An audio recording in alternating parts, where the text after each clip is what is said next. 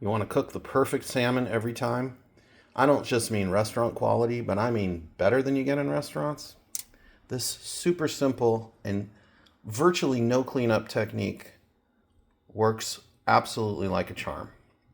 Okay, so this is approximately a 1 pound piece of salmon. At its thickest point, it's just about under an inch. So to me, that's going to require a cook time. I like my salmon not too overcooked. So for me, a cook time of maybe 6.5 minutes. If you like your salmon a little more thoroughly cooked, I'd go to 7 or 7.5. On a piece of this thickness, I would not go to 8. Okay, as you can see now, I've liberally spread a lot of seasoning on it. What my personal favorite is the Mrs. Dash, salt-free, garlic and herb. They also have a lemon herb one, which is good too. You generally can't get this huge container at your local grocery store, but Sam's Club has it and maybe Costco too. But you definitely want the big one. It's a good value. And you really want to cover it like this. You don't want a lot of the salmon showing as you look down on it if you want a nice crust. Now we fold it up. Okay, so on that piece of salmon, I was able to use a single sheet of, I like the pre-cut aluminum foil as opposed to the traditional roll. This is the one I used, but of course you can use traditional foil, but I like this single sheet one. It's so easy. And I buy these also at Sam's Club in bulk. I want you to notice the seams. See how I have them very, very pressed down? Because I want as little air and steam and moisture escaping from this foil envelope as possible. Now, how am I cooking it? Well, I'm cooking it on this sort of George Foreman style double grill. And the reason for that is multiple fold. I love the way these cook, but the beauty is you can cook it outside.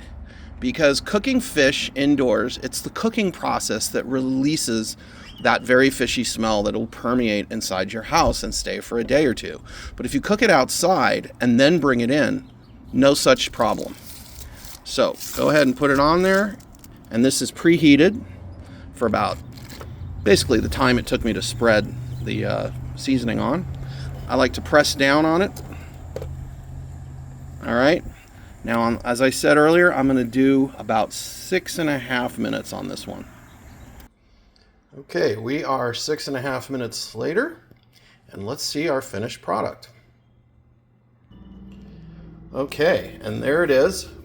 Now, if you're lazy and don't like cleaning as much as I do, you can just go ahead and leave it on the foil, and that way you really don't even have to clean the plate.